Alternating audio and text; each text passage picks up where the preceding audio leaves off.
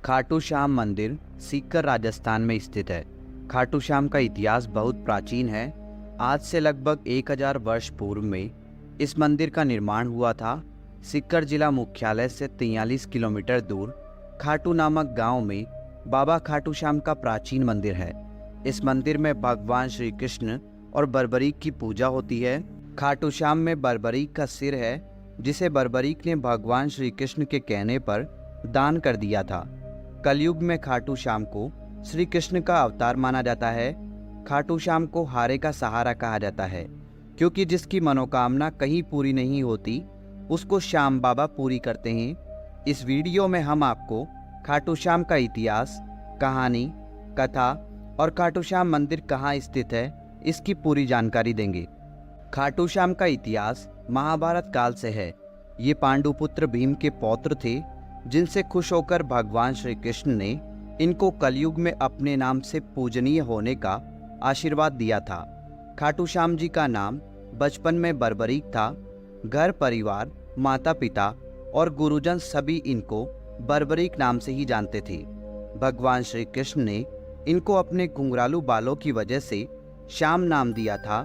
खाटू श्याम जी को श्याम बाबा, दीनों का नाथ, कलयुग का अवतार, शीश का दानी, खाटू वाला श्याम, हारे का सहारा, लकदातार, नील घोड़े का असवार, खाटू नरेश आदि नामों से भी जाना जाता है।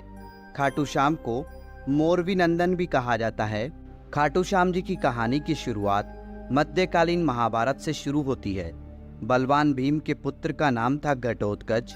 घटोत्कच का विवाह दैत्य राजा मूर की पुत्री कामक कंटकटा, जिसे मौरवी के नाम से भी जाना जाता है, के साथ हुआ था। मौरवी और घटोत्कच ने एक पुत्र को जन्म दिया, जिसका नाम था बर्बरीक। बचपन से ही बर्बरीक ने अपनी माता मौरवी और भगवान श्री कृष्ण से युद्ध कला सीखी।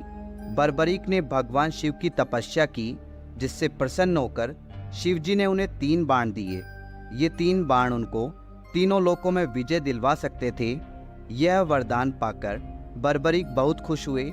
बर्बरीक अपनी वीरता और शक्तियों के लिए जाने जाते हैं। महाभारत काल में जब कौरव और पांडवों के बीच युद्ध शुरू होने वाला था, तब बर्बरीक अपनी माता के पास गए और युद्ध देखने की स्वीकृति मांगी। इस पर उनकी माता ने उनसे पूछा कि तुम किसकी तरफ से युद्ध लड़ोगे। इस पर बर्बरीक ने जवाब दिया, जो हारेगा मैं उसकी तरफ से युद्ध लड़ूंगा। माता से आज्ञा मिलने के बाद बर्बरीक महाभारत का युद्ध देखने के लिए निकल पड़े। भगवान श्री कृष्ण यह सब देख रहे थे। श्री कृष्ण जानते थे कि यदि बर्बरीक को नहीं रोका गया तो युद्ध का परिणाम पलट देगा। रास्ते में जाते हुए बर्बरीक को श्री कृष्ण ने ब्राह्मण का रूप धारण करके रोका और पूछा, हे बालक, तुम अकेले यह 3 बाण लेकर कहाँ जा रहे हो?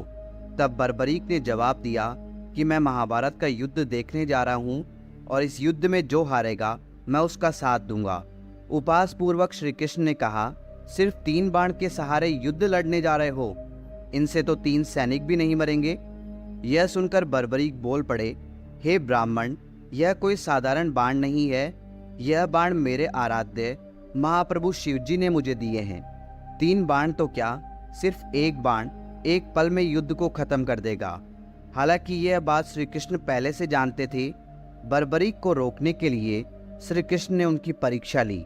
श्री कृष्ण ने कहा, हे बालक, इस पीपल के पेड़ के पत्तों को भेद कर दिखाओ। तभी बर्बरीक ने एक बाण निकाला और अपने आराध्य का ध्यान करते हुए बाण छोड़ा, जो पीपल के पेड़ के सभी पत्तों को भेदता हुआ निकल गया।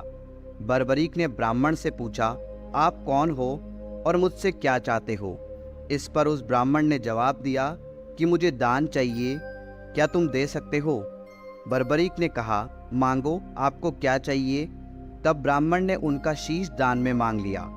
यह सुनते ही बर्बरीक समझ गया कि यह कोई साधारण आदमी नहीं है। उसने ब्राह्मण को अपने वास्तविक रूप में आने को कहा। तब भगवान श्री कृष्ण अपने असली रूप में बर्बरीक को दर्शन दिए।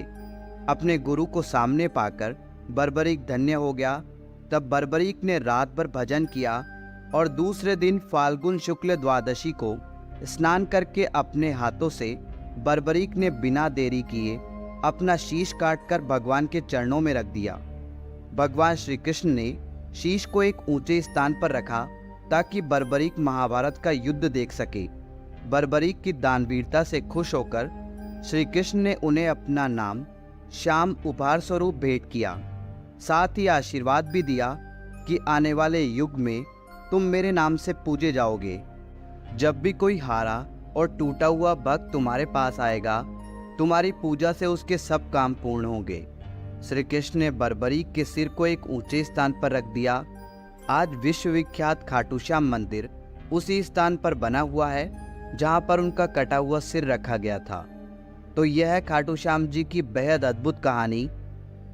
खाटू श्याम का महत्व कलयुग के साथ साथ बढ़ेगा, क्योंकि भगवान श्री कृष्ण ने इनको आशीर्वाद दिया था कि जैसे जैसे कलयुग बढ़ेगा तुम्हारा यश और लोगों की आस्था बढ़ेगी।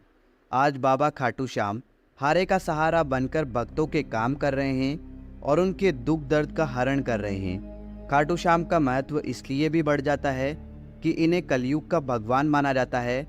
आस्थावान लोगों के हर काम होते हैं और ऐसा कहा जाता है कि जो व्यक्ति अपने जीवन में अपने दुखों और कष्टों से घिरा हुआ है, अपने जीवन में हार मान चुका है, उसे एक बार अवश्य खाटू श्याम जी की शरण में जाना चाहिए। तो दोस्तों, उम्मीद करते हैं बाबा खाटू श्याम का इतिहास और खाटू श्याम जी की कहानी आपको बहुत पसंद आई होगी। कमेंट बॉक्स में खाटू श्याम धणी की जय लिखकर कमेंट जरूर करें। धन्यवाद दोस्तों।